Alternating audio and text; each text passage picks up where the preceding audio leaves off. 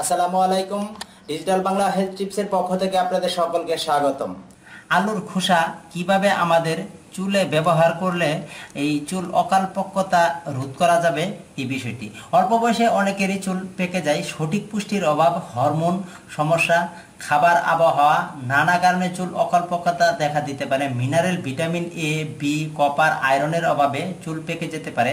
এছাড়া পর্যাপ্ত ঘুম, জীবনযাপনের অনিয়ম, অযত্ন ও দুশ্চিন্তার কারণেও অনেকের চুল তাড়াতাড়ি পেকে যায়। এই তাড়াতাড়ি চুল পেকে গেলে আপনি কি করবেন, এই বিষয়টি আজকে আমি আপনাদের সাথে শেয়ার করব। প্রথমে আপনি ভালো মানের 5টি আলু সংগ্রহ করে এ থেকে খোসা এভাবে সারিয়ে নিতে হবে। এভাবে খোসা সারিয়ে নিয়ে আপনি জাস্ট হাফ লিটার পানিতে এই খোসাগুলো ছেড়ে দিন এবং এই হাফ লিটার পানিতে খোসাগুলো ছেড়ে দিয়ে এগুলি গরম করতে থাকুন। যখন ফুটন্ত অবস্থায় হয়ে যাবে এই আলুর খোসা, আরও 5 মিনিট আপনি এই ফুটন্ত পানিতে জাল দিতে থাকুন। 5 থেকে 7 মিনিট এই ফুটন্ত পানিতে আলুর খোসা জাল দেওয়ার পর, অর্থাৎ ফুটানোর পর, এটি আপনি নামিয়ে ফেলুন এবং ঠান্ডা করুন।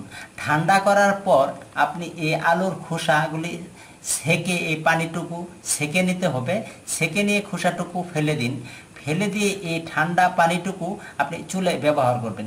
তবে এখানে একটি কথা রয়েছে, সেটি হচ্ছে আপনার চুলে যদি তেল দেওয়া থাকে এবং চুলে যদি ময়লা থাকে, তবে শ্যাম্পু করে ধুয়ে নিতে হবে।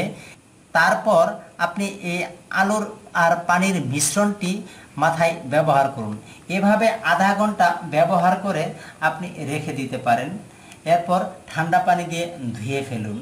এটি আপনার অনেক ভালো কাজ করবে, চুল পড়া রোধ করতে পারে।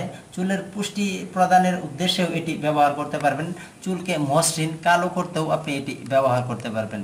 যাদের এই দুশ্চিন্তার কারণে চুল অকালপক্কতা ধরে যায়, তারা এটি ব্যবহার করলে, এটি সাধারণত সপ্তাহে আপনি 2 দিন 3 দিন ব্যবহার করতে পারেন। এটি 1 মাস ব্যবহার করলে খুবই ভালো ফল পাবেন। এই অকালে যে চুল পেকে যায়, এ থেকে আপনি রেহাই পেতে পারেন এই মিশ্রণটি ব্যবহার করে। তো সম্মানিত সুধী, আজকে আমরা জানলাম এই আলুর খোসা এবং আলু ব্যবহার করে কিভাবে আপনি এই চুলের অকালপক্কতা রোধ করতে পারেন। আমার এই ভিডিওটি যদি ভালো লেগে থাকে তাহলে লাইক, কমেন্ট, শেয়ার করতে ভুলবেন না এবং প্রতিদিন নতুন নতুন স্বাস্থ্য সম্পর্কিত টিপস পেতে আমার চ্যানেলটি সাবস্ক্রাইব করে রাখুন। আল্লাহ হাফেজ।